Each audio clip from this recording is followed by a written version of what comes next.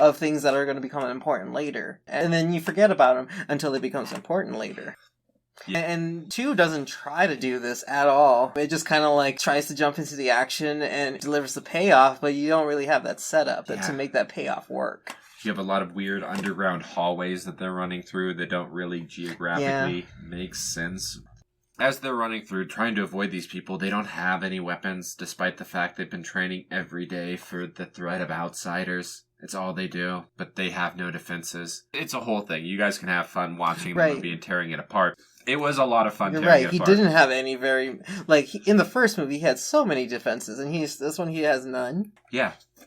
That being said, I mean, we watched that movie beginning to end. Had fun the entire time. Never took our eyes off of it. I was complaining and confused. Yeah. And just flabbergasted constantly. So yeah, Don't Breathe 2 was a great one. It was one of the best bad movie watches that we had this year. Yeah. My big bad movie watch for this year, it didn't win any Razzies, but Infinite was a fantastic bad movie watch. You know, I was hopeful that Infinite would be my anti-Tenet, and it delivered on so many levels in that vein. Right. It is the anti-Tenet. As where Tenet is boring but makes sense, Infinite is so stupid. It makes no sense. It has multiple plot points that contradict its own premise. The premise itself is flimsy, and if analyzed even for a moment will leave you wondering why any of this is going on. All the while, people are doing kung fu, and they're jumping on airplanes with katanas, and they're driving cars backwards and shooting out helicopters. Using gravity to kick a brick into a person's face using a car. Oh my gosh, I know. Somehow. The constant barrage of nonsense. The amount of movies that we rip off. The bad ideas, the bad conceptualizations, but all shot well and acted pretty well. Right. Infinite was a tremendous amount of fun as far as I'm concerned. And I've watched it about 4 times so far. And he's watched the opening like 9 times. I would watch Infinite again right now. I really enjoyed that one. It's making it onto one of my favorite bad movie lists, I think. You know, I would watch Don't Breathe 2 again right now, too. I would, too. Don't Breathe 2 was a lot of fun. Wow, was that fun. Because I think after watching the completion of Don't Breathe 2, watching it again from the beginning will just give me more to razz on it about. Right, no doubt.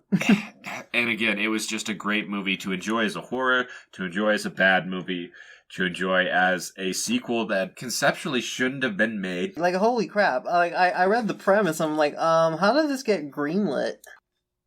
And that leaves the Razzie winner of the year, Diana the Musical. With 4 Razzie wins or 5 Razzie wins, depending on how you want to count it. 4. 4, because I don't know the how... supporting actress thing is bull. Yeah, it does not count as 2. I'm sorry, it just doesn't. Yeah, it does not. Anyways, Diana. How does it stack up as a bad movie? I really liked the first half. I kind of teetered off towards the last half. That's 100% what it is. The cringe factor on Diana is enormous.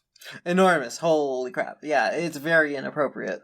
Very inappropriate. But in the beginning half, you have a barrage of cringe and fun and bad references all thrown together.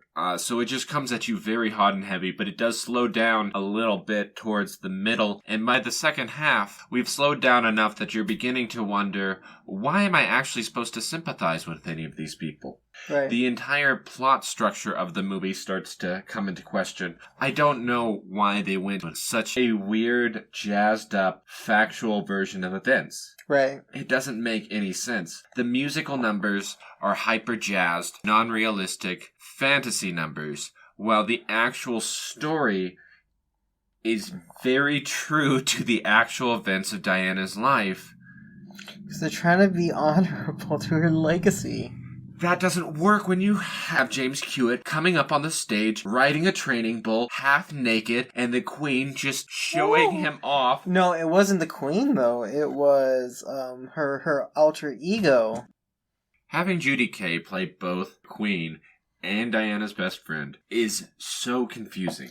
It is confusing because Barbara Cartland is actually the person that introduces James Hewitt to the audience.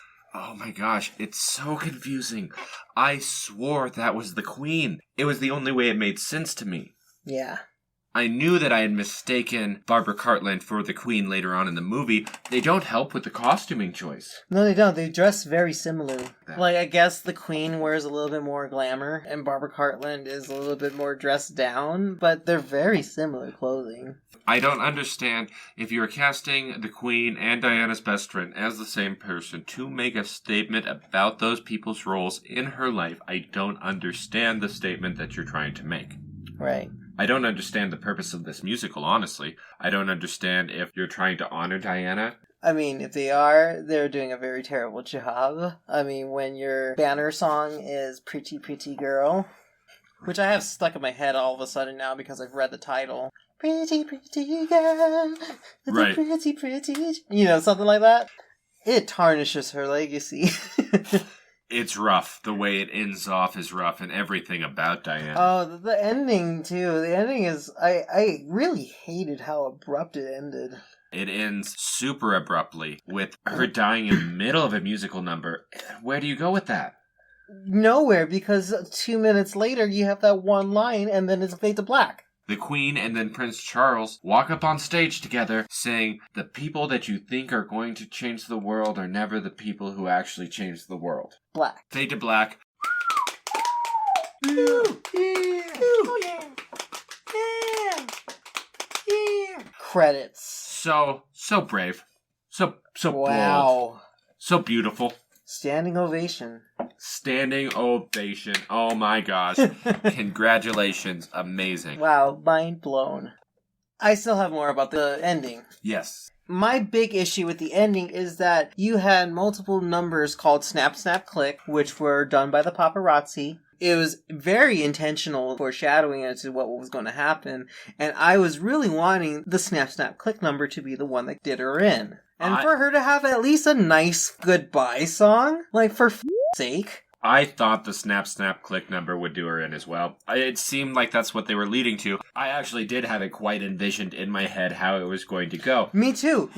With like a fake backdrop, a little bit stage forward, and then Diana in faux car, backdrop behind that, and then a little bit of the shaky her moving through the fake cardboard car as faux paparazzi chase her, and then we have corny crash. I don't know why they didn't do that. Right. If you thought that that was corny and disrespectful, you didn't see the rest of this movie. Right. I had actually thought that she had died the song before in Officer's Wife, which was sung by the Queen. And was solemn. It was a very solemn and sad number, and I was like, did I miss something? Did Diana die? And I just didn't catch that. And no, I didn't, because she dies in the next number. But mid-number, where it just like cuts the song in half and it doesn't end? You have to end strong. You have to end strong, and it does not. It does not end strong. It ends on a weak note. More with a whimper than a bang. Right. Better watched in reverse than forward. I would imagine so. Unfortunate that. But Diana wasn't a bad watch. It was the big winner this year. It was the big winner this year, just because of how offensive and ridiculous it was. That being said, there was definitely some good bad movies this year. Yeah. Dear Evan Hansen deserved more than it got. As far as Razzies? Yes. I'm surprised it didn't get more. I feel like Ben Platt and Amy Adams should have gotten one. Space Jam got more attention than I think it should have. I agree. And I think the only reason why Space Jam got more attention is because it's the more popular movie. I mean, you can almost 90% fix Space Jam by just doing two things, which is making it not a video game, setting it in space. That's one of the two things. It doesn't count as two. Number two. I guess number two is just not changing the rules of the game so that the points don't matter. Have it be in space. Have it not be a video game. Don't change the rules. It bothers me that some simple details like numbers on a scoreboard and when you declare nonsense with the rules and the fact that you say that it's a video game, these tiny little plot points, it bothers me that they bother me so much, but they do. And I have a hard time recovering from them. Right. But, we're always watching more bad movies. We watched a lot more bad movies than were on the Razzie list. We've still been watching them. And we'll keep watching them. So until next time, check us out on Instagram. Follow us on Facebook. Tweet at us on Twitter. I lost the Twitter again. We are at Bad Movies AU on Twitter. See, there's a Twitter associated with this podcast. And again, if you can find it, I'm sure there's some kind of Barry Gold or something somewhere. Pot of gold at the end of that rainbow. Pot of gold at the end of that rainbow. So check us out here on the 14th, guys, when we got our next episode dropping. We're looking forward to catching you there. We'll see you then.